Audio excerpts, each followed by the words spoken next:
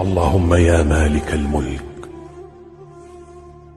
يا من في ملكه مقيم وفي جلاله عظيم وعلى عباده رحيم وبكل شيء عليم.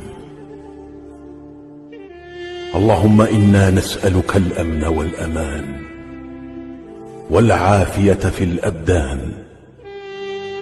اللهم فرج همنا ويسر أمرنا واقضي حوائجنا. آمين يا رب العالمين. السلام عليكم، اللهم صل وسلم وبارك عليك يا حبيبي يا رسول الله. النهارده جايلكم بفيديو جديد، وبالتالي جايلكم بوصفة جديدة. هنعمل طبعا نوع من انواع المخللات. النهارده هنعمل البتنجان المخلل. انا كنت عملت معاكم مخلل اللفت والمخلل المشكل، طلعوا بطريقة جميلة جدا. النهارده برضو هنعمل مخلل البتنجان بطريقة جميلة جدا زي بتاع المطاعم بجد، واحلى كمان بكتير. طبعا زي ما انتم شايفين يعني طبعا الشكل يتحدث عن نفسه، طالع جميل جدا والله، وطعمه كمان خطير. يعني في اليوم ده وانا بعمله كان صاحب جوزي موجود عندنا، واديته معاه وهو ماشي. فبعد كده اما قابل جوزي قال له طعمه جميل جدا، اديت له المخلل اللي لفته، والمخلل ده قال ان المخلل كان طعمه جميل جدا، ومش مصدق ان هو معمول في البيت. فطبعا زي ما انتم شايفين، اول حاجه معايا طبعا البتنجان ده كيلو من اللي هو البتنجان الصغير ده. انا طبعا قطعت القمعه الخضراء اللي فيه دي مش بالسكينه. انت بتقطعي القمعه بس، ما بتقطعوش بالسكينه. القمعه دي برضو بتحافظ عليه. وبعد كده غسلته كويس ورفعته على النار. اهم حاجه فيه برضو يعني ان البتنجان ده يطلع معاكي مظبوط طريقه السلق. انت مش هتسلقيه تخليه تهري معاكي كده وهتطريه جامد يعني وتخليه يتاخر كده على النار في السوا. لا، هو غلوتين اتنين بس وهتقومي على طول تدفع عليه النار. واحنا عاوزينه جامد، ما احناش عاوزينه مستوي جامد، يعني عاوزين البتنجانه تكون جامده كده، مش مهريه او مستويه. ومعايا طبعا الحاجات اللي انا هستخدمها. معايا توم، كميه كبيره كده من التوم طبعا اهم حاجه هو والليمون. ومعايا دي هرسه شطه اللي احنا كنا عاملينها مع بعض. مش متوفر عندك هرسه شطه، قرن فلفل حامي، مفيش اي مشكله. ومعايا ليمون ومعايا خل. ومعايا طبعا بنجريه مبشوره.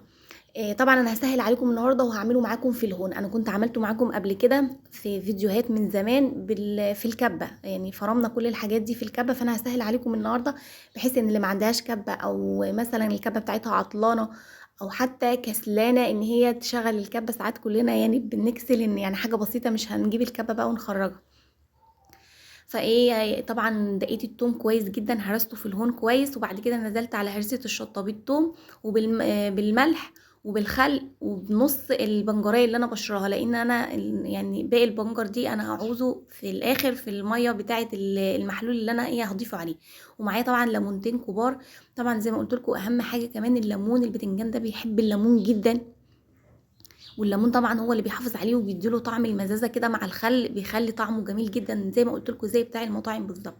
وقلبت بقى كل المكونات اللي معايا دي على بعضها، الخل مع هرسه الشطه مع الثوم مع البنجرايه المبشوره.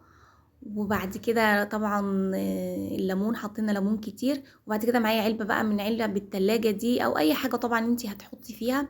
وهبدا بقى افتح كده البتنجانه بالسكينه او بصباعك عادي، ما فيش اي مشكله، يعني المهم تصرفي يعني. بجد البتنجان ده بيبقى جميل جدا. وعاوزه بقى تحافظي عليه، هتحطيه طبعا في المحلول بتاعه، وهتحطيه في التلاجة.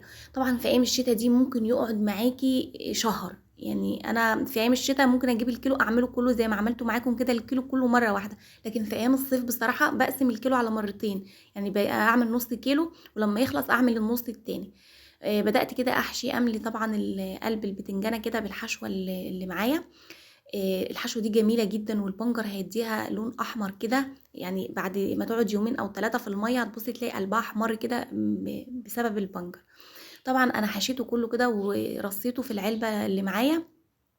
ودي طبعا الميه اللي انا سلقت فيها البتنجان. الميه اللي انا سلقت فيها البتنجان دي طبعا احنا مش بنرميها، لان هي دي هتكون المحلول اللي احنا هنحط فيه البتنجان. اللي اتبقى معايا من الدقه، وكمان اللي اتبقى معايا من البنجريه المبشوره، دوبته كده في الميه بتاعه سلق البتنجان. تاني بعيد عليكم، الميه بتاعه سلق البتنجان.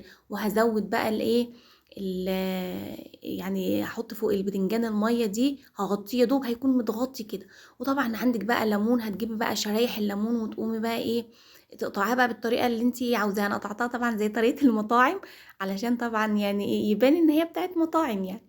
قطعتها شرايح كده، وهقسم كل شريحه نصين، وهرص كده ايه على وش البتنجان. بعد طبعا انا عصرت عليه اساسا ليمونتين كبار كمان، والدقه كمان كان فيها ليمون، فهو الليمون مهم جدا.